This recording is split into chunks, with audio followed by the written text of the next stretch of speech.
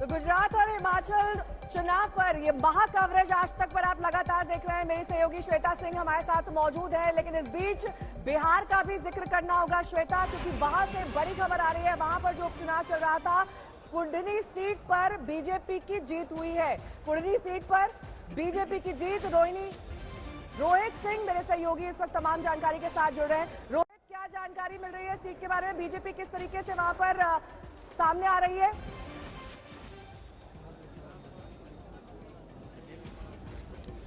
देखिए नेहा, बड़ी जीत बीजेपी को हासिल हुई है बिहार में। बिहार के कुढ़नी जो कि मुजफ्फरपुर जिले में पड़ता है, वहां पर उपचुनाव हुआ था, उसके नतीजे घोषित किए गए हैं आज। और जो फाइनल नतीजे आए हैं उसमें बीजेपी ने जेडीयू उम्मीदवार को 3600 से भी ज्यादा मतों से हार दे दी है, यानी कि शिकस्त दे दी है। और बीजेपी के जो उम्मीदवार हैं केदार प्रसाद गुप्ता, उन्होंने बड़ी जीत हासिल की है। और देखिए दिलचस्प बात यह है, हम क्यों कह रहे हैं, क्योंकि ये पहला मुकाबला था गठबंधन टूटने के बाद। जब एनडीए गठबंधन टूटा, नीतीश कुमार बीजेपी से अलग होकर वो महागठबंधन में गए, उसके बाद ये पहला चुनाव था जहां पर जेडीयू बनाम बीजेपी उम्मीदवार ये लड़ाई हो रही थी। यहां पर बीजेपी और जेडीयू डायरेक्ट फाइट में थे और नीतीश कुमार, तेजस्वी यादव ने यहां पर जबरदस्त प्रचार प्रसार भी किया था। लेकिन इसके बावजूद भी बीजेपी ने जिस तरीके से यहां प्रचार प्रसार किया, चिराग पासवान का भी समर्थन मिला, उसके वजह से बीजेपी ने ये सीट जो है वो जीत ली है और जेडीयू को जो है यहां पर मुंह की खानी पड़ी है।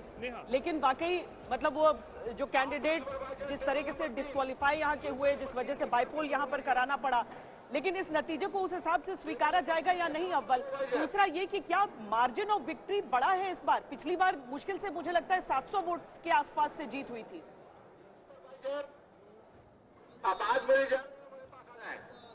बिल्कुल, देखिए पिछली बार जब 2020 में विधानसभा चुनाव हुए थे तो आरजेडी ने यहां से जीत हासिल की थी, अनिल साहनी ने, लेकिन जीत का जो अंतर था केवल 712 वोट से उनकी जीत जो हुई थी। और लेकिन इस बार जो बीजेपी की जीत हुई है, जीत का जो मार्जिन है वो अच्छा खासा है, 3600 से भी ज्यादा है। और अगर आप विधानसभा चुनाव की बात करें तो विधानसभा में 3, 3500, 4000 के अंतर से अगर आप जीतते हैं तो एक अच्छी और बड़ी जीत मानी जाती है। तो कहीं ना कहीं बीजेपी ने एक बड़ी जीत हासिल की है और बीजेपी के लिए कहीं ना कहीं एक मॉरल बूस्टर भी है, क्योंकि जिस तरीके से सरकार से वो अलग हुए थे अगस्त में, नीतीश कुमार का साथ छूटा था, उसके बाद पिछले टूटने के बाद बीजेपी के लिए ये बम्पर जीत और ये अच्छी खबर बिहार से। लेकिन अब बात करेंगे उत्तर प्रदेश की, जहां पर उपचुनाव हुआ था मैनपुरी सीट के लिए। श्वेता, बड़ी सीटें, बड़ी सीटें, और इस पर डिम्पल यादव काफी ज्यादा वोटों से आगे चलती हुई दिखाई दे रही है। 2 लाख से ज्यादा वोट से डिम्पल यादव आगे हैं। समाजवादी पार्टी और सहयोगी भी आगे चल रहे हैं। यूपी उपचुनाव की अपडेट हम आपको बता दें, मैनपुरी लोकसभा उपचुनाव में डिम्पल यादव 2 लाख से भी ज्यादा वोट से आगे चल रही हैं। वहीं मैनपुरी में डिम्पल यादव की लगभग जीत मानी जा रही है सीट से, जहां पर उनके ससुर और दिवंगत नेता मुलायम सिंह यादव मैनपुरी सीट से जीता करते थे। अब उसी सीट से बहू डिम्पल यादव जीतती हुई दिखाई दे रही हैं। तो जो शुरुआत से एक परंपरा बताई जा रही थी मैनपुरी की, देखिए 96 में आए थे मुलायम सिंह यादव, वहां से चुनाव लड़े थे। उसके बाद से भले वो लड़े न लड़े, लेकिन वो सीट कभी हाथ से निकली नहीं समाजवादी पार्टी की। अब इस बार इमोशनल अपील की जा रही थी। हालांकि एक बड़ी दिलचस्प चीज इसमें हो जाएगी, क्योंकि प्रेस कॉन्फ्रेंस कर दी थी उस दिन कुमार अभिषेक, उस दिन प्रेस कॉन्फ्रेंस कर दी अखिलेश यादव और डिम्पल यादव ने कि यहाँ तो लोगों को वोट नहीं करने दिया जा रहा है अगर वो समाजवादी पार्टी के समर्थक हैं। पर ये जो लीड है वो तो दिखा रही है कि अगर वाकई रोका गया उनके वोटरों को, तो क्या बीजेपी को कोई वोट ही नहीं मिले हैं वहां से?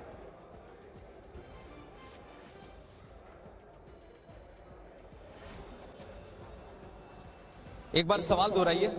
अभिषेक, मैं ये पूछ रही हूँ कि वो जो प्रेस कॉन्फ्रेंस कर दी थी उस दिन, मतलब ये 2 लाख की लीड अच्छी खासी लीड है।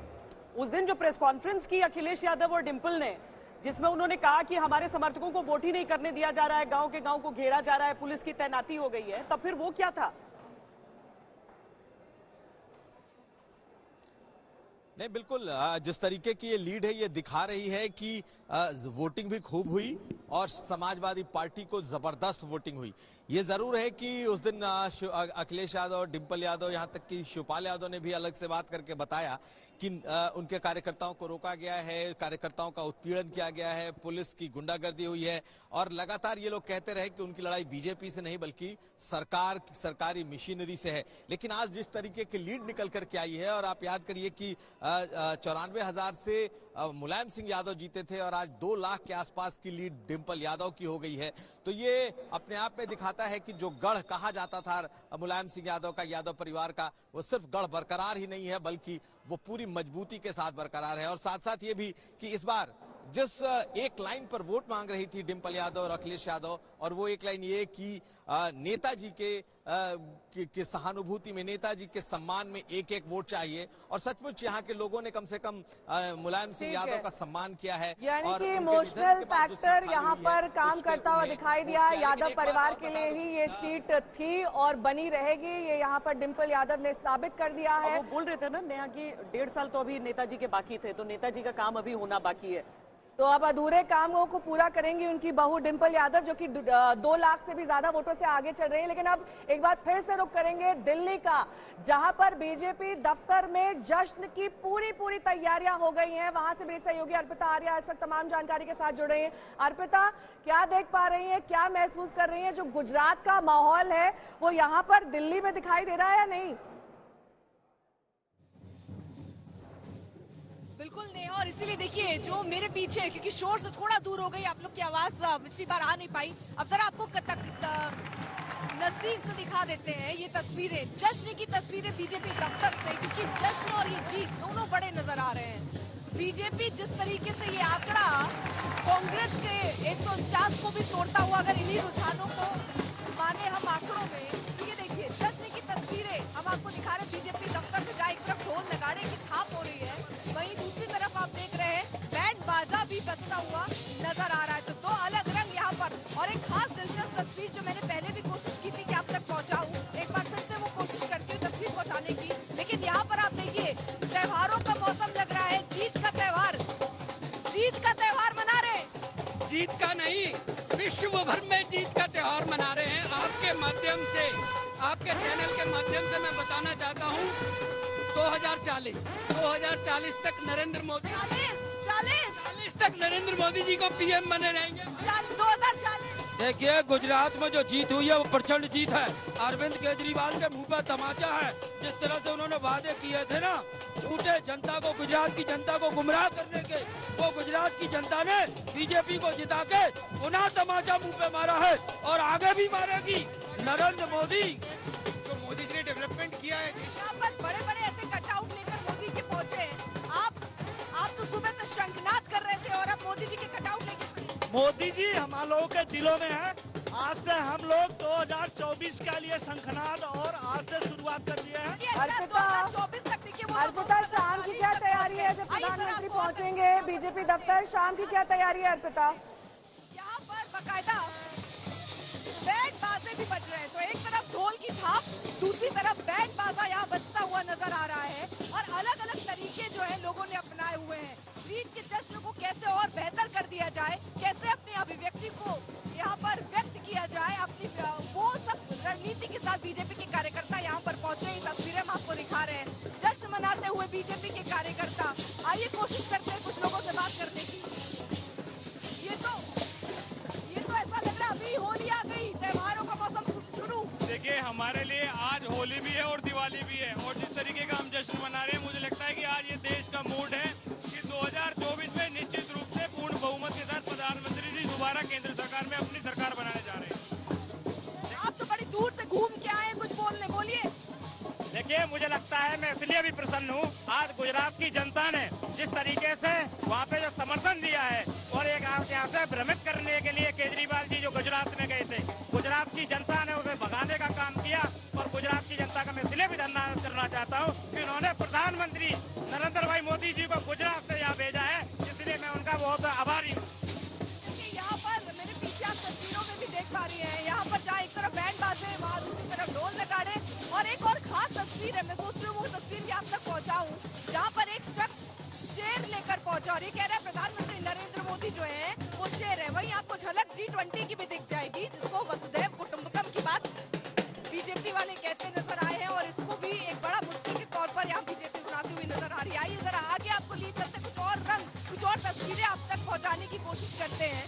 यहाँ पर जहाँ एक तरफ आप देख रहे हैं जश्न का माहौल थमता हुआ नजर नहीं आ रहा है, वहीं दूसरी तरफ देखिए यहाँ पर आपको जरा तस्वीर दिखा दे। प्रधानमंत्री नरेंद्र मोदी संभावना यही है कि शाम पे यहाँ पर पहुंचने वाले हैं और यहाँ पर बताया जा रहा है मंच बनने का उनके आने की तैयारी होगी। अभी एसपीजी वगैरह आएंगे, उसके बाद हो सकता है यहाँ से कार्यकर्ताओं को भी कुछ देर के लिए बाहर निकाला जाए और उसके बाद तैयारियों का कार्यक्रम शुरू होगा। लेकिन जश्न की जो तस्वीरें हैं वो रुक नहीं रही है, लगातार यहाँ पर ऐसे ही ढोल नगाड़े बैंड बाजा बजता हुआ नजर आ रहा है और आप रंगों में देख रहे होंगे, लोग रंगे नजर आ रहे हैं। ये जीत का रंग है जो लोग अपने चेहरे पर, अपने आत्मा में महसूस कर लेना चाह रहे हैं, क्योंकि अभी वो समझ रहे हैं कि मोदी मैजिक जो है वो थमा नहीं है, वो वैसे ही चल रहा है।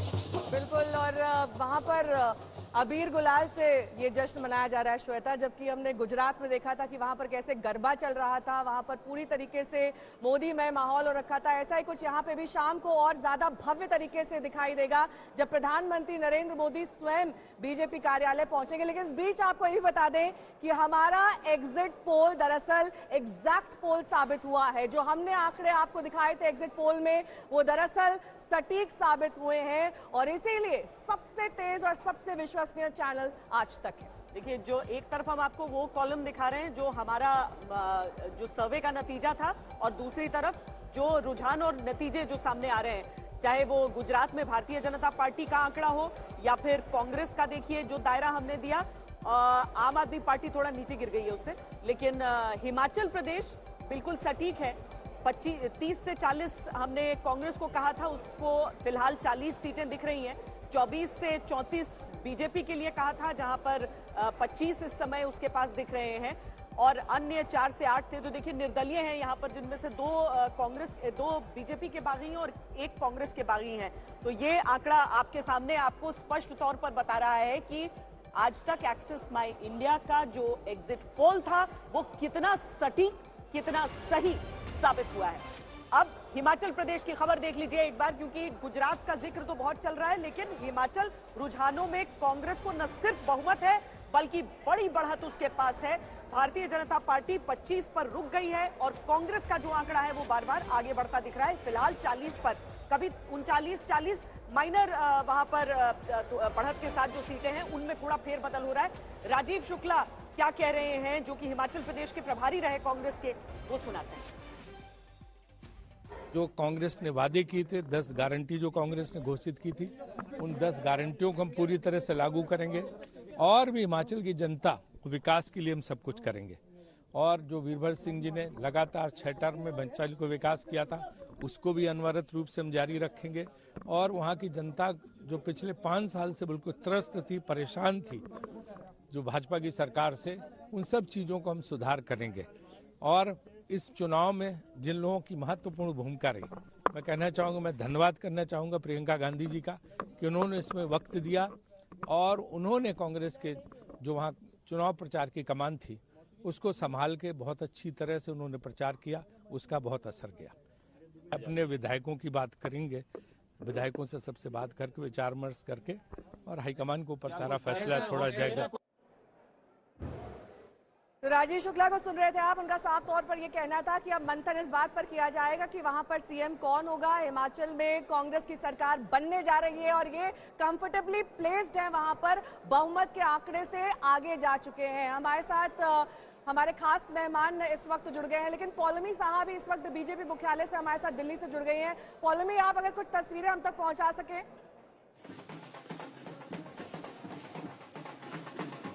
जी बिल्कुल, आप ये तस्वीरें देख सकती हैं मेरे पीछे, ये बीजेपी मुख्यालय की तस्वीरें हैं। यहाँ पर बीजेपी के जो कार्यकर्ता हैं वो यहाँ पर इकट्ठा होने शुरू हो गए हैं, ढोल नगाड़े बजाए जा रहे हैं, बीजेपी का जो झंडा है उसे लहराया जा रहा है। पूरी तरह से एक जश्न का माहौल है जो यहाँ पर बन चुका है। आप देख सकते हैं कि बैंड पार्टी को भी बुलाया गया है यहाँ पर, ताकि एक माहौल जो है वो पूरी तरह से तैयार हो जाए। प्रधानमंत्री नरेंद्र मोदी खुद यहाँ पहुंचेंगे बीजेपी मुख्यालय आज शाम को, करीबन 6:30 बजे के बाद उनके आने की बात है। तो यहाँ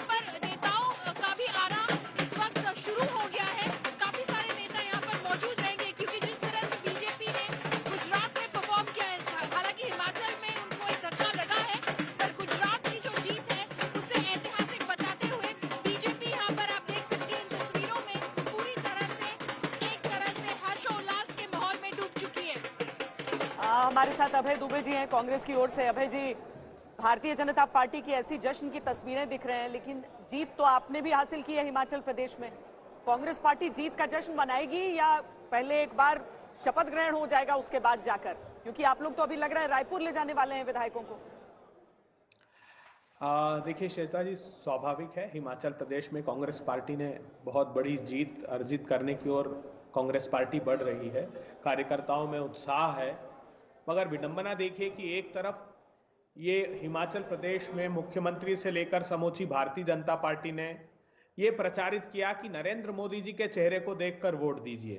चप्पे चप्पे पर गृह मंत्री अमित शाह साहब, नरेंद्र मोदी जी ने सभाएं की, वहां पर हार के लिए नरेंद्र मोदी जी को जिम्मेदार नहीं बताया जा रहा है, जबकि सच्चाई यही थी कि उपचुनाव में जब हिमाचल में हारे तो वहां मुख्यमंत्री जी ने कहा था कि हम महंगाई की वजह से चुनाव हार गए।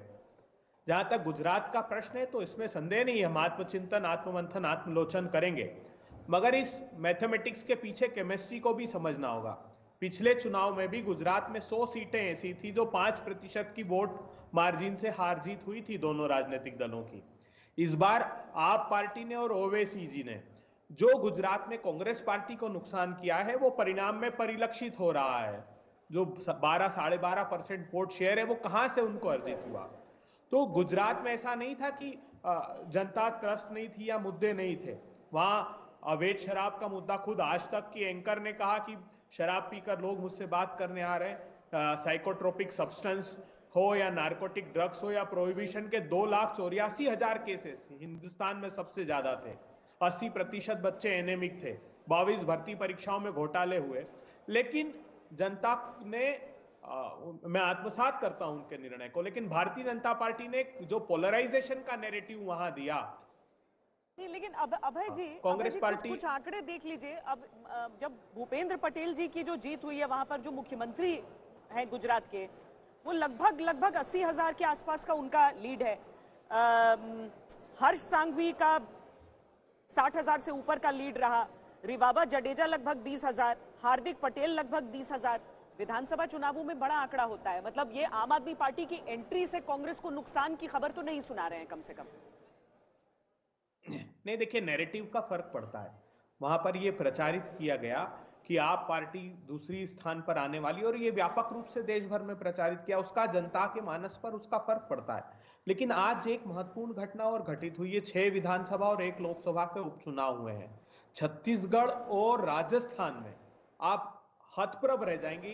कांग्रेस पार्टी 43.8% वोट शेयर है और भाजपा सिर्फ 31% पे सिमट गई, मतलब 12% आपके पास लौटेंगे। हार और जीत दोनों का एनालिसिस आपसे लेंगे, लेकिन हमारी सहयोगी अर्पिता आर्या इस वक्त जुड़ गई हैं, क्योंकि बीजेपी के मुख्यालय में दरअसल जबरदस्त तरीके से जश्न का माहौल है। अर्पिता, क्या रंग दिखाना चाहेंगी आप?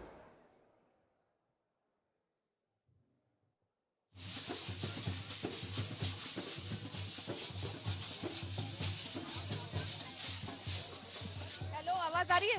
हाँ।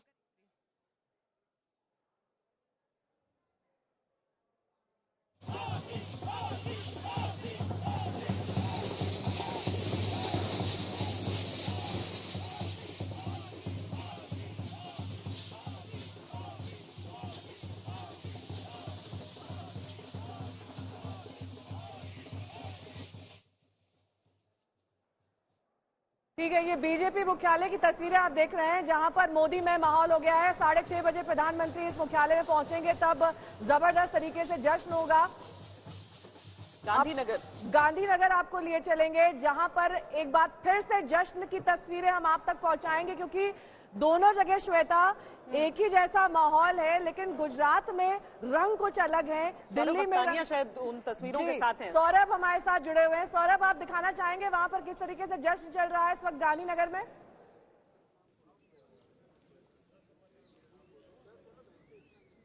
सौरभ तक शायद मेरी आवाज नहीं पहुंच रही है। अभय जी हमारे साथ जुड़े हैं। अभय जी, आपसे एक हिमाचल से जुड़ा हुआ सवाल करना चाहूंगी मैं। हिमाचल में इस वक्त मंथन चल रहा है कांग्रेस के भीतर कि मुख्यमंत्री कौन होगा, कौन कौन से ऑप्शन है, आप कुछ बताना चाहेंगे? नहीं, देखिए कांग्रेस पार्टी का मंतव्य साफ है कि जहां जीते हुए प्रतिनिधि जो निर्णय करेंगे उसको शीर्ष नेतृत्व स्वीकार करेगा और वो मुख्यमंत्री का चेहरा होगा। हमारा मैं एक बात और बता दूं आपको, खासकर देश के दर्शकों को ये जानना चाहिए कि छत्तीसगढ़ में 20% वोटों का अंतर है भारतीय जनता पार्टी और कांग्रेस में उपचुनाव में। अब हिमाचल प्रदेश की जो बात की जा रही है, हिमाचल प्रदेश का जो चुनाव था उसकी बुनियाद थी कि भारतीय जनता पार्टी की हार महंगाई और बेरोजगारी पर जीत सुनिश्चित करेगी, और यह नैरेटिव सारे देश का है। हिमाचल प्रदेश में बात हम सब अपने लोगों से करना चाहते थे, जो संदेश देना चाहते थे वो मैंने हर 68 के 68 हलकों में जाकर दिया। तो आगे भी जो हाईकमांड मुझे जिम्मेवारी देगा उसको निभाने का। चंडीगढ़ बुलाएंगे, क्या कोई डर है अभी भी कांग्रेस पार्टी को? बिल्कुल नहीं, बिल्कुल नहीं, कोई डर नहीं है। आखिरकार कहीं तो हमको बैठ के बात करनी है, कहीं तो हमको कोई निर्णय पर आना है। उसके लिए हम शिमला बैठे, चंडीगढ़ बैठे, कहीं ना कहीं बैठ के बात करेंगे। ये कोई डर की बात नहीं है। मैंडेट दिया है लोगों ने, जिता कर भेजा है हम लोगों को, तो इसमें डरने की क्या बात है? क्या डरने की बात है? रायपुर और जयपुर की बात हो रही है कि विधायकों को no no, not at all, not at all, ऐसा कुछ नहीं होगा। हमारे पास हिमाचल प्रदेश में बहुत सारी जगहें हैं जहां हम बैठ सकते हैं, बातचीत कर सकते हैं। अगर लोगों को आने में दिक्कत हो हम चंडीगढ़ भी बैठ सकते हैं, वहाँ भी बैठ सकते हैं। अहम क्या वजह रही जो जनता ने इतना मैंडेट दिया कांग्रेस को? पेंशन स्कीम या और क्या क्या मुद्दे रहे? बहुत सी बातें हैं, जिसका जैसे ओपीएस हमने दिया, महिलाओं को हमने कहा कि हम 1500 महिलाओं को हर माह देंगे, और युवाओं को हमने रोजगार देने की बात की है। और इसी तरह से जो हमारी योजना थी, मैनिफेस्टो में जो जो हमने बातें कही है, उससे लोग बहुत खुश थे। हमारे हिमाचल प्रदेश के किसान बागवान इस सरकार से नाराज थे, क्योंकि उन्होंने उनकी बात को अनदेखा किया, उनकी बात को तवज्जो नहीं दी। और हमने कहा हम आएंगे तो हम बागवानों का भी ख्याल रखेंगे, किसानों का भी ख्याल रखेंगे, और जो हमारी हिमाचल प्रदेश की गरीब जनता है, जिसमें महिलाएं हैं, महिलाएं का मैंडेट हमारे को बहुत मिला इस बार, क्योंकि महिलाएं खुश थी कि कांग्रेस पार्टी ने हमारा ख्याल रखा। और युवाओं को हमने रोजगार देने की बात की, और युवाओं को हमने रोजगार देने की बात की, और युवाओं ने भी इस काम को बहुत बेहतरीन तरीके से किया। हमारे प्रभारी शुक्ला जी रहे, शुक्ला जी ने भी एक बहुत बड़ी भूमिका हमारे हिमाचल प्रदेश में निभाई है। हमारी हर तरीके से उन्होंने मदद की है।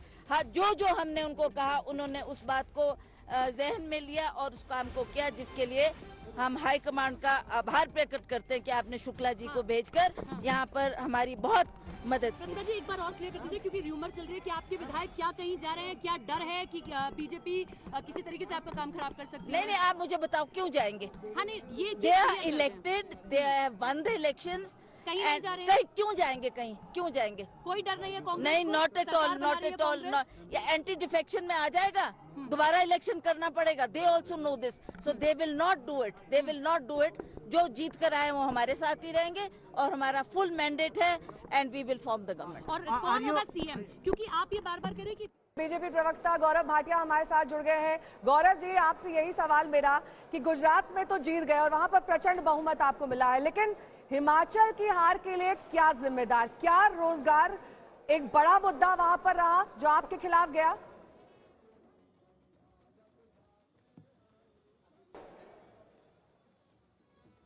देखिए, सबसे पहले तो ये कहना चाहूंगा कि गुजरात और हिमाचल की जनता का आभार व्यक्त करता हूं। गुजरात में ऐतिहासिक जीत हुई है।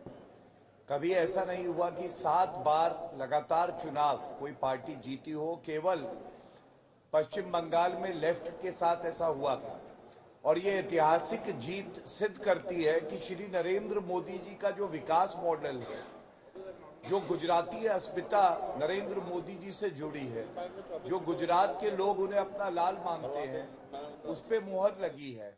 और आप कह रही थी वहां तो जीत हो गई, केवल जीत नहीं हुई है।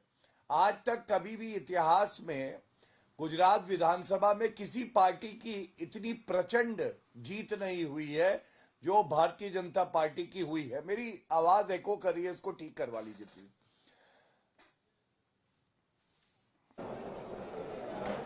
अरे आवाज की गूंज तो देखिए आपकी कितनी 150 सीटों के पार पहुंच गई है गौरव जी। नहीं, ये बड़ी बात आपने कही है। देखिए, वाकई सरकार रिपीट होना इतने सालों बाद भी, 27 साल बाद भी, वो जो एक चीज जिसकी बार बार चर्चा होती है ना कि सरकार रिपीट होने के साथ स्वीप, या केवल एक फैक्ट। हालांकि कांग्रेस इस बात पर बहुत आलोचना कर रही है, और वाजिब है ये सवाल भी उठाना कि जब गुजरात का श्रेय प्रधानमंत्री को दिया जाता है तो फिर हिमाचल की नाकामी उनके साथ क्यों नहीं जोड़ी जाती है? इस सवाल का जवाब आप देना चाहेंगे? आपके जो इस समय अभय दुबे जी हमारे साथ हैं कांग्रेस से, उन्होंने ये सवाल उठाया है बीजेपी पर।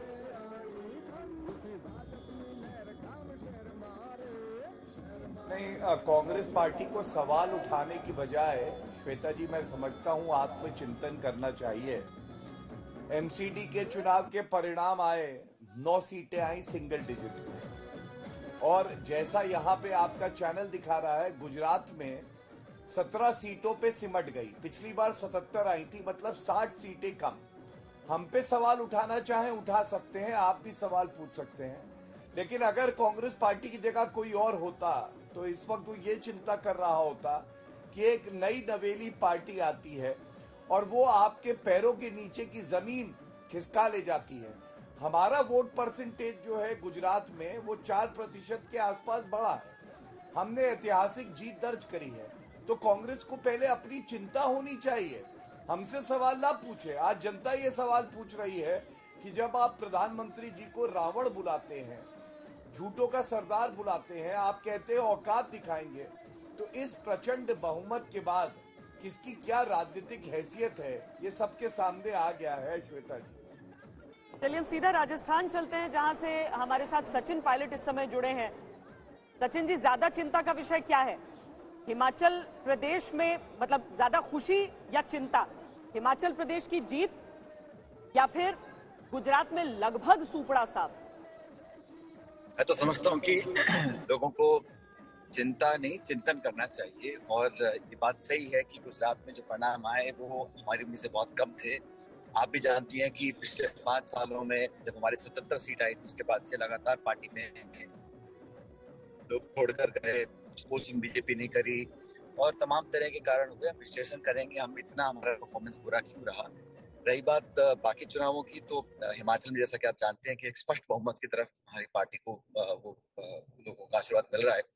और मैं समझता हूं कि ये बात बिल्कुल ठीक है कि अगर ये हिमाचल नड्डा साहब का गृह राज्य है, प्रधानमंत्री जी ने, गृह मंत्री जी ने, रक्षा मंत्री जी ने, यूपी के मुख्यमंत्री जी ने इस छोटे से राज्य में इतना सारा उन्होंने ताकत और हौसला लगाया, बावजूद उसके वो डबल इंजन वाली बात पार नहीं पड़ी और एक स्पष्ट बहुमत कांग्रेस को मिला है। ये है, मैं तो इस जनादेश को बड़ी विनम्रता से स्वीकार करता हूँ, इसमें कोई घमंड की बात नहीं है। लेकिन जो फायर पावर, जो संसाधन, जो ताकत, जो मशीनरी का प्रयोग किया गया, उसके बावजूद हम लोग जीते हैं। ये अपने आप में उत्तर भारत में बहुत समय के बाद हम लोग भाजपा को हरा पाए हैं, ये एक अच्छी बात है लोगों के लिए। बहरहाल जो बाकी चुनाव परिणाम आए हैं, चाहे वो दिल्ली के एमसीडी के हों या गुजरात के हों, वो निश्चित रूप से चिंता का विषय है, उस पर हम लोग काम करेंगे। ऐसा नहीं है कि पार्टी ने पहले गुजरात और दिल्ली में चुनाव नहीं जीते हैं, और ऐसा नहीं है कि हम आगे भी नहीं जीतेंगे, लेकिन परफॉर्मेंस हम लोगों को बेहतर करनी पड़ेगी, इसमें कोई दो राय नहीं। इस्तेमाल किया जाता सचिन जी, गुजरात में कितना इस्तेमाल हुआ उसका वो सबके सामने है। हिमाचल प्रदेश में प्रियंका जरूर गई, लेकिन एक चीज मैं जरूर आपके स्ट्राइक रेट का जिक्र जरूर करूंगी। 24 सीटों पर जहां पर आप प्रचार के लिए पहुंचे थे, वहां कांग्रेस जीती है हिमाचल प्रदेश में, तो मेहनत होगी तो नतीजा मिलेगा ना? नहीं, मुझको जिम्मेदारी दी थी, मैं हिमाचल प्रदेश का ऑब्जर्वर था पार्टी की तरफ से, और जब आप मुझे कोई जिम्मेदारी दी है तो पूरी शिद्दत से, पूरी मेहनत से उसको हमने निभाया है, और हर सभी लोगों ने करा है जिसको जो जिम्मेदारी दी गई। हिमाचल में क्योंकि मेरे इन्वॉल्वमेंट ज्यादा थी, मेरी जिम्मेदारी ज्यादा बनती है, और मैं नहीं, प्रियंका जी ने तो निश्चित रूप से वहाँ पार्टी में बहुत वहीं रहे वो 10, 15, 20 दिन और लगातार कैंपेन किया। मैंने भी किया और लोगों ने भी किया, और एक सामूहिक नेतृत्व हमारी पार्टी का था। बहुत लोग कहते थे कि वहां पर हमारा कोई चेहरा नहीं है, बड़ा आपस में झगड़े हैं, ग्रुपिज्म है, तो हम चुनाव नहीं जीत पाएंगे। लेकिन मेहनत से, स्ट्रैटेजी से, शेयर हार्डवर्क से अच्छा कैंपेन करें,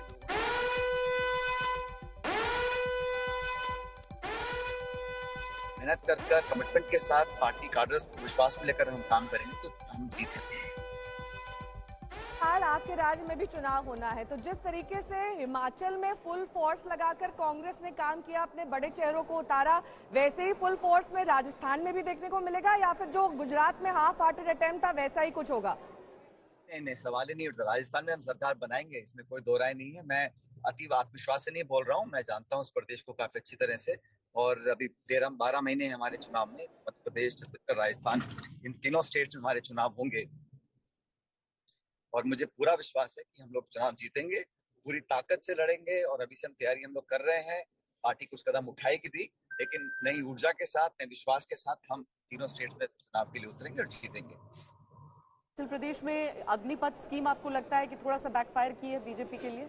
क्योंकि राजस्थान में वही चीज हो जाती है, वहां पे बहुत बड़ी आबादी है जो सैनिकों की रहती है, चाहे फॉर्मर हो या फिर जो सर्विंग हो या फिर जो जाना चाहते हो फौज में।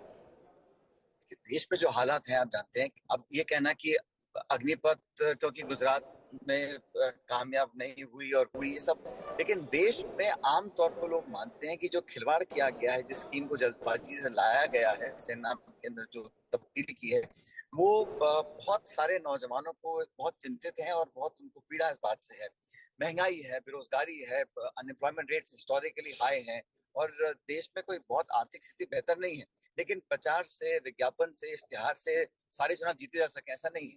और मैं कोई भी चुनाव जीता है, मैं उसकी एबिलिटी को कम नहीं आता हूँ। अगर बीजेपी ने 6वीं-7वीं बार चुनाव गुजरात में जीता है तो उनको शुभकामना देता हूँ मैं, लेकिन ये ऐसा नहीं सोचना चाहिए कि हम चुनाव अगर जीत गए हैं तो सारे काम हमने किए वो ठीक है, पब्लिक हमारी हर बात को एक्सेप्ट करेगी, सारे देश के, समूचे भारत के मतदाताओं की हमारी जेब में है।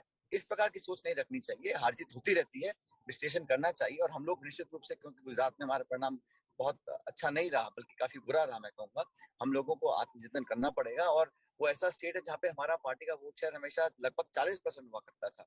तो ये बात तो सही है कि दूसरी पार्टी आई है, विपक्ष की वोट का विभाजन हुआ है और भाजपा को उसको सीधा लाभ मिला है। इसमें बहुत अधिक गणित की जरूरत नहीं है। वो जब ऑपोजिशन वोट डिवाइड होगा तो ऑब्वियसली जो सिटिंग पार्टी है, रूलिंग पार्टी है, उसको फायदा मिला है। इसीलिए उनके जो आंकड़े आज आए हैं इसलिए आए हैं।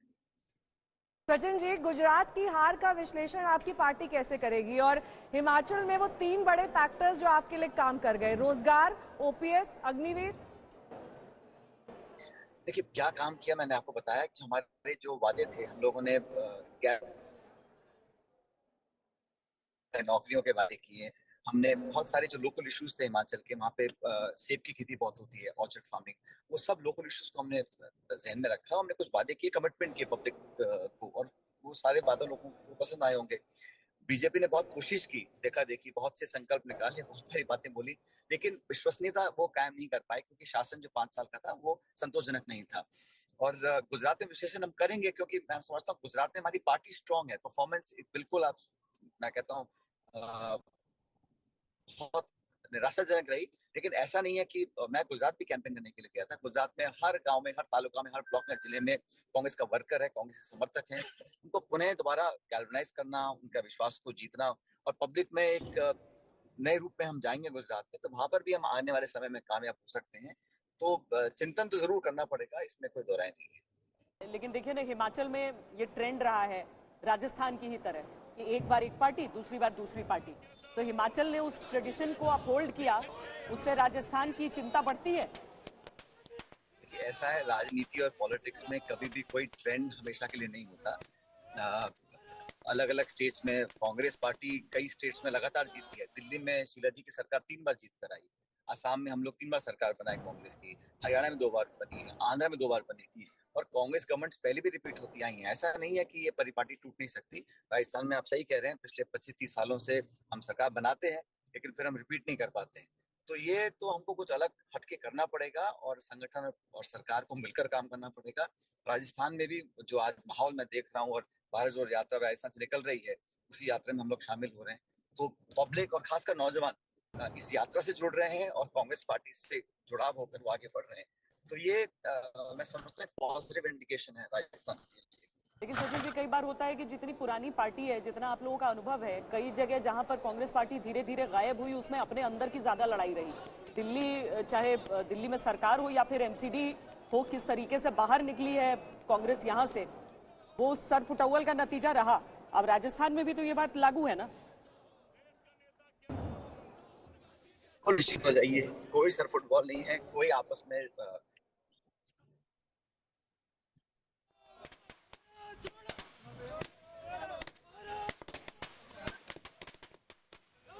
आपकी आवाज आ रही है सर? ठीक है, दोबारा सचिन पायलट से संपर्क साधे हैं। उससे पहले आपको ये जश्न की तस्वीरें लगातार हम बीजेपी दफ्तर से दिखा रहे हैं, चाहे वो गांधीनगर का दफ्तर हो या फिर दिल्ली का, लगभग एक जैसी तस्वीरें। हालांकि गुजरात में जिस तरीके से जश्न बन रहा है वहां पर लोकल फ्लेवर दिखाई दे रहा है श्वेता, वहां पर गरबा किया जा रहा है, वहां की जो पारंपरिक मिठाई है वो वहां बट रही है। यहाँ दिल्ली में जश्न का अलग माहौल है क्योंकि यहाँ पर प्रधानमंत्री स्वयं 6:30 बजे पहुंचने वाले हैं, तो पटाखों की लड़ियां आ चुकी हैं और इसकी गूंज हर कार्यकर्ता, कांग्रेस कार्यकर्ता है। ये गांधीनगर की तस्वीर, इससे पहले जो हम दिखा रहे थे वो कांग्रेस भारत जोड़ो टी शर्ट्स पहने हुए थे सब। अब देखिए ना, वही जो हम अपनी बुलेटिन की शुरुआत में हम कह रहे थे कि ये गजब के चुनाव हुए हैं, सबके लिए कोई न कोई अच्छी खबर। एमसीडी आम आदमी पार्टी जीत गई, Gujarat Bharatiya Janata party clean sweep कर लिया उसने, हिमाचल प्रदेश में कांग्रेस पार्टी जीत गई। अब मैनपुरी देखिए, वहां समाजवादी पार्टी जबरदस्त बढ़त है, रामपुर में भी समाजवादी पार्टी के लिए अच्छी खबर आ रही है, बिहार बाईपोल में बीजेपी जीत गई। अब ये रिवाबा जडेजा जो कि रविंद्र जडेजा की पत्नी है, उनका रोड शो देखिए, जीत हासिल इन्होंने कर ली है और उसके बाद इनका ये जबरदस्त रोड शो निकला है वहां पर। और ये प्रत्याशित जीत यहां से मानी जा रही थी। कहा जा रहा था कि रिवाबा जडेजा जामनगर से आसानी से जीत हासिल कर लेंगी और ऐसा होता हुआ अभी दिखाई दे रहा है। अब बड़ी संख्या में वहां पर उनके समर्थक और जो बीजेपी के कार्यकर्ता भी हैं वो उन्हें सपोर्ट कर रहे हैं क्योंकि पहली बार वो चुनाव लड़ी हैं और जाहिर तौर पर ये बड़ी जीत उनके लिए मानी जा रही है। अपने जामनगर कॉन्स्टिट्यूएंसी से ये जीत गई हैं और इसके बाद ये रोड शो किया जा रहा है रिवाबा जडेजा की ओर से। दोनों कैंडिडेट नए थे और एक ही परिवार के थे, एक रविंद्र जडेजा की बहन नैना जडेजा जो कि लड़ रही थी कांग्रेस पार्टी की तरफ से और रिवाबा जो कि लड़ रही थी भारतीय जनता पार्टी की तरफ से। एक ही परिवार के दो सदस्य आमने सामने थे इसमें। और जामनगर में जिस तरह का प्रदर्शन किया है रिवाबा ने, अब देखना होगा कि अभी तक एक तरह से एक नाम पर आई है, लेकिन आगे राजनीति में काम क्या होता है। लेकिन आज तो जश्न का दिन है, आज एक बड़े मार्जिन से जीत हासिल की है रिवाबा ने। पति साथ साथ रहे थे पूरे प्रचार में क्योंकि रविंद्र जडेजा इंजर्ड थे, भारतीय टीम का हिस्सा नहीं थे और इनके लिए वो प्रचार कर रहे थे। बिल्कुल, और नामांकन जब दाखिल करने गई थी तब भी पति रविंद्र जडेजा मौजूद थे और अब जीत के जश्न तक वो मौजूद हैं उनके साथ। और ये देखिए बेहद दिलचस्प है कि एक ही परिवार में दो विचारधाराएं हैं। उनकी बहन रविंद्र जडेजा की वो कांग्रेस से जुड़ी हुई है, उनकी पत्नी बीजेपी से जुड़ी हुई है, उनके जो पिता हैं वो भी कांग्रेस के समर्थक हैं और ऐसे में बेहद दिलचस्प ये लड़ाई परिवार के भीतर। लेकिन इस बीच ये जश्न देखिए, रिवाबा जडेजा अब इस वक्त रोड शो कर रही हैं और कैसे अब आने वाले वक्त में, जैसा कि श्वेता कह रही थी कि नाम के अलावा क्या काम भी दिखाई देगा। अब हिमाचल प्रदेश के एक बार फिर हम रुझानों पर नजर डालते हैं क्योंकि अब धीरे धीरे ये नतीजों में तब्दील भी हो रहे हैं। 39 सीटों पर कांग्रेस पार्टी आगे चल रही है, भारतीय जनता पार्टी 26 सीटों पर, 1-2 सीटों का उलटफेर दोनों के बीच दिख रहा है। आम आदमी पार्टी खाता भी नहीं वहां पर खुला है, वोट परसेंटेज आखिर में जाकर पता चलेगा। और अन्य जो है जिसमें निर्दलीय है वो बागी हैं, जो कांग्रेस या फिर भारतीय जनता पार्टी में जिन्हें टिकट नहीं मिला, जिसमें 2 भारतीय जनता पार्टी के बागी। हालांकि हम आपको ये भी बता दें कि जिनका सबसे ज्यादा चर्चा हुई थी, वायरल हुआ था वीडियो, वो नहीं जीत पाए हैं अपने चुनाव। वो हालांकि जितना फासला कांग्रेस और बीजेपी के बीच वहां चल रहा है, मुझे लगता है कि उनके वोटों का बहुत बड़ा उस पर प्रभाव हो जाएगा। तो अब तस्वीर दरअसल हिमाचल और गुजरात दोनों की साफ हो चुकी है, कहीं खुशी कहीं गम, क्योंकि कांग्रेस का लगभग सुपड़ा साफ गुजरात में दिखाई दे रहा है, तो वहीं हिमाचल में प्रचंड बहुमत के साथ सरकार बनती हुई दिखाई दे रही है। हिमाचल में अब दरअसल वो मुख्यमंत्री के चुनाव की ओर बढ़ गए हैं, किसका नाम सामने रखा जाएगा वहां पर हिमाचल में कांग्रेस की ओर से ये देखना बेहद दिलचस्प होगा क्योंकि एक तरफ तो अपने विधायकों को बचाने की मुहिम है, क्योंकि डर दरअसल कांग्रेस पार्टी को ये सता रहा है कि कहीं हॉर्स ट्रेडिंग ना होने लगे और यहाँ हिमाचल में उनकी सरकार ना बन पाए। लेकिन 39 के साथ श्वेता ये आंकड़ा जो यहाँ पर हासिल किया है कांग्रेस ने, दरअसल थोड़ा टेढ़ी खीर साबित हो सकता है हॉर्स ट्रेडिंग के लिहाज से। गांधीनगर में भारतीय जनता पार्टी के दफ्तर से सईद अंसारी इस समय हमारे साथ हैं। सईद, दिखाइए उनका जश्न कैसे मना रहे हैं सब। मतलब मुझे लग रहा है कि दिल्ली से गांधीनगर तक तस्वीरें बस जश्न, उत्सव।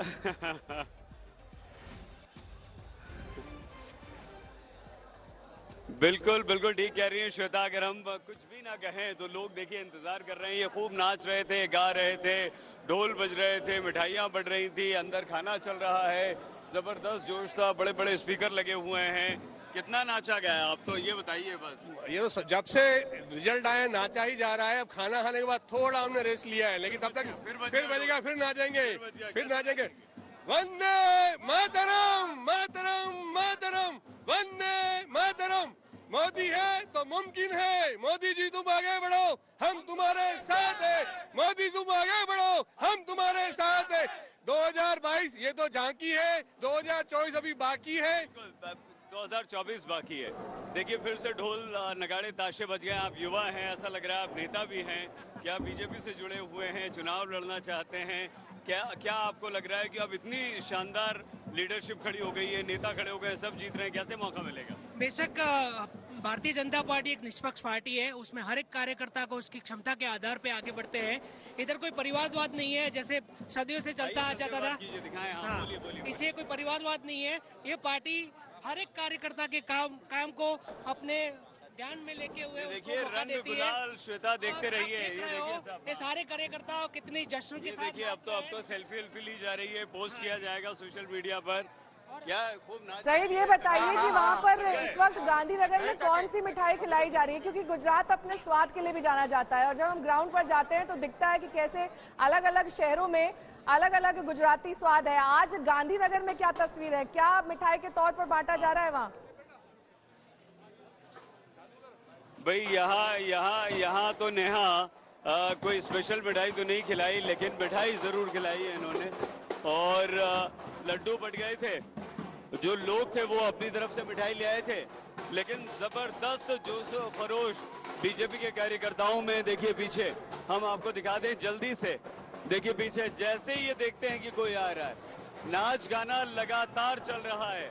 ये देखिए। ठीक है, लौटेंगे आपके पास सईद। मेरी सहयोगी अर्पिता आर्या भी दिल्ली बीजेपी दफ्तर से जुड़ी हुई हैं। अर्पिता, आप लगातार जश्न की तस्वीरें दिखा रही थी, लेकिन धीरे धीरे जैसे वो घड़ी नजदीक आ रही है, 6:30 बजे स्वयं प्रधानमंत्री वहां पर पहुंचने वाले हैं। किस तरीके से तैयारियों को और ज्यादा वहां बढ़ाया जा रहा है, क्योंकि अब सुरक्षा घेरा वहां पर और ज्यादा आगे तक आ गया होगा प्रधानमंत्री की सिक्योरिटी के लिहाज से, और साथ ही रात में लाइटिंग और प्रधानमंत्री का संबोधन, इसको लेकर क्या तैयारी? बिल्कुल नेहा, जरा आपने तैयारियों की बात की तो आपको तस्वीरों के माध्यम से दिखाएं। पहले हम यहाँ एक्सेस कर पा रहे थे, लेकिन आप देख रहे हैं कि यहाँ बैरिकेड लगा दिया गया, क्योंकि प्रधानमंत्री नरेंद्र मोदी 6:30 जैसा आप बता रहे हैं यहाँ पहुंचने वाले हैं। और ये देखिए, गुजरात, हिमाचल प्रदेश और दिल्ली की जनता को हार्दिक धन्यवाद, ये भी बाकायदा एक बड़ा पोस्टर के तौर पर आप यहाँ पर देख रहे हैं। बाकी ये देखिए बैरिकेड्स कुछ लिए भी जाए जा रहे हैं और यहाँ कार्यकर्ताओं का जमावड़ा भी जमता जा रहा है। लेकिन आप अगर पीछे देखें तो ऐसे बड़े बड़े कटआउट प्रधानमंत्री नरेंद्र मोदी के आपको आ रहे होंगे। जेपी नड्डा की तस्वीरें भी वहां पर लगाई गई हैं। साथ ही साथ अगर मैं कहूँ कि उधर अश्विन आप जरा दिखाएं, दिल्ली पुलिस की टीम भी जो है वो आ चुकी है, झंडे आ चुके हैं, कुर्सियां आ चुकी हैं और दिल्ली पुलिस की टीम आ चुकी है। अब पूरी तैयारी यहाँ पर आप देख रहे हैं कि कर ली गई है, लेकिन इन सब तैयारियों के बीच अगर कुछ नहीं थम रहा है, अगर कुछ नहीं रुक रहा है, तो वो है जश्न की तस्वीरें, जो कि आज की सबसे बड़ी तस्वीर के तौर पर हम कह सकते हैं। और यहाँ पर देखिए किस तरीके से ढोल नगाड़े जो एक बार बजने शुरू हुए दोपहर 1 बजे से, वो थम नहीं रहे हैं। आइए जरा वो तस्वीरें भी आपको हम करीब से दिखाई देते हैं, जहाँ पर ढोल नगाड़े बज रहे हैं, हाथों में झंडा लिए। वहाँ स्टेज पे देखिए, उधर स्टेज पे देखिए, लोग वहाँ नाचते गाते नजर आ रहे हैं। और देखिए यहाँ पर अभी जो आप देख रहे हैं मैट बिछाने की तैयारियां हो रही हैं, क्योंकि स्टेज यहीं पर बनेगा और प्रधानमंत्री नरेंद्र मोदी यहीं से अपना संबोधन देंगे, आभार व्यक्त करेंगे गुजरात, हिमाचल और दिल्ली की जनता को धन्यवाद कहेंगे वो। लेकिन इस बीच आपको जरा और आगे लिए चलते हैं, जरा आगे की तस्वीर भी आपको दिखाते हैं। इस तरीके से देखिए कटआउट्स लगे हुए प्रधानमंत्री नरेंद्र मोदी के, जेपी नड्डा के, ये पूरा कार्यालय जो है इसी से पटा हुआ नजर आ रहा है। अब कार्यकर्ताओं की जो तादाद है वो भी यहाँ पर बढ़ती नजर आ रही है, चाहे वो महिलाएं। रिवाज सा हो गया है, भारतीय जनता पार्टी किसी भी प्रदेश में जीत हासिल करती है और यहाँ पर ऐसी तस्वीरें शुरू होती हैं। जाहिर है कार्यकर्ताओं का उत्साह चरम पर, इतने दिनों की मेहनत के बाद जब इस तरह का फल मिलता है। 157 फिलहाल रुझानों में आगे भारतीय जनता पार्टी गुजरात से कम।